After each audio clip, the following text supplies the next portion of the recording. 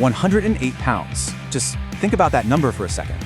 That is the massive weight disadvantage the trained pro Tommy Fury, who came in at 217 pounds, was facing.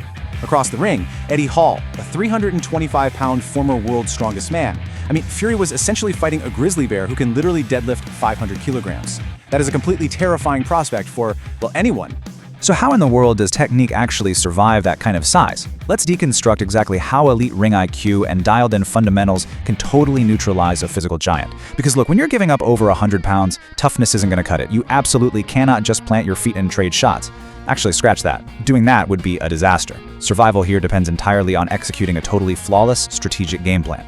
This matchup was a textbook clash of styles. On one side, you've got Tommy Fury relying heavily on his technical boxing DNA. We're talking an orthodox stance, a super active, stinging jab, and the kind of lateral footwork that really masters the geometry of the canvas. And on the flip side, Eddie Hall. He brought that straight line forward pressure, a high guard just to eat damage, and these massive, wide, looping haymakers meant to take a guy's head clean off. It's literally the ultimate matador versus the bull scenario. If you want to survive being in there with a guy who's big enough to carry you on his back, you can't just brawl. No way. You have to rely 100% on your ring IQ. You see, ring generalship isn't about how hard you can hit. It's really about how well you control the geography of the ring. It's that split-second ability to read the fight, dictate the exact distance between you and your opponent, and force them to fight at your pace, not theirs. Now, this leads us to something absolutely crucial. Fury put on an absolute masterclass in what we call the back foot strategy. Look, when a 325-pound behemoth is walking you down, your brain's natural instinct is just pure panic. But discipline? Discipline means deliberately conceding those early rounds. By constantly moving backwards and circling out at these sharp lateral angles, Fury forced the heavier fighter to burn his precious, finite energy just trying to chase him. He treated the early rounds like an investment, not a sprint. But here's the thing. While fighting in reverse, Fury wasn't just running away. He was working. He relentlessly targeted the ribs with these incredibly sharp body shots, which have been perfectly described as left-handed daggers to the heart. Now sure, body shots might not look as flashy for the highlight reel as a headshot, but they are a massive investment. Every single clean pop to the midsection is basically poking a tiny hole in the opponent's gas tank. It slowly but surely drains all that oxygen and heavy muscle endurance. So as we track the timeline of this fight, we really see that strategy pay off. In round one, it was just speed meeting mass. Lots of circling, feeling out the danger zone.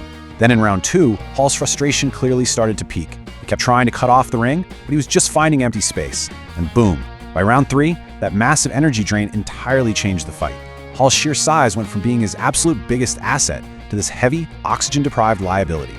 And man, once that fatigue fully set in, the jab became king. During that third round, with Hall literally gasping for air and his arms getting super heavy, the technical fighter made his move. Fury just snapped 3 consecutive, beautiful jabs straight through the middle of the guard. Honestly, it proved beyond a shadow of a doubt that a quick, snappy punch is going to be the slow, exhausting haymaker every single time. But hey, you've got to stay disciplined. Right when you think the beast is totally tamed, we get a terrifying look at the reality of the puncher's chance. In round 4, Hall somehow found a sudden burst of energy, rushed right in, and landed a seriously solid, thudding shot. It is such a stark reminder. Even against an exhausted guy who, let's remember, is used to deadlifting cars, one single punch can flip the entire night upside down. You absolutely cannot ever stop respecting a heavy hitter's power. Now let's talk about the scorecards, because judges view these two styles very differently. They heavily reward those sharp, clean, snappy point-scoring jabs over the wide, exhausting haymakers. They're looking for lateral angles, not just straight-line plodding aggression.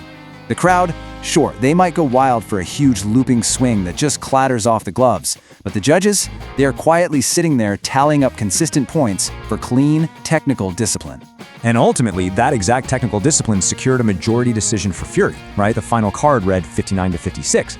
This is such a vital lesson if you're studying the sport. When you hit those championship rounds, survival and points are literally all that matter. The roaring crowd doesn't give you points, the judges do. Skill, ring generalship, and clean connections are pretty much always going to mathematically defeat raw brute force. Moving right along to our next section, the gym lessons for the beginner. Okay, you definitely don't need to be fighting a literal strongman to use these core principles in your own training. So, here are 3 undeniable takeaways for you.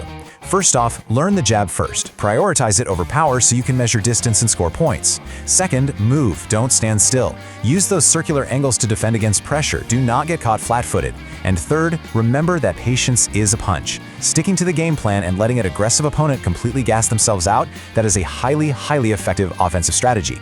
If you want to start building that foundational ring IQ yourself, let's walk through this really simple step-by-step distance jab drill. Step 1, get into your stance. Left foot forward, guard glued right to your face. Step 2, push off. You want to drive all that energy off the rear foot. Step 3, snap that lead hand out in a perfectly straight line, right at chin level. And step 4, which is arguably the absolute most important part, retract. Pull that glove immediately back to your face. You snap it out, you bring it right back. Don't push it, whip it. So, as you take these lessons into your own gym sessions, I want you to ask yourself something. When the pressure is totally on, when that third round hits and fatigue is just burning in your shoulders, are you going to rely on fading muscle, or will you trust the sweet science of technique? Strategy, patience, and a snappy jab are literally your best friends in there. Master those, and you can chop down the absolute biggest trees.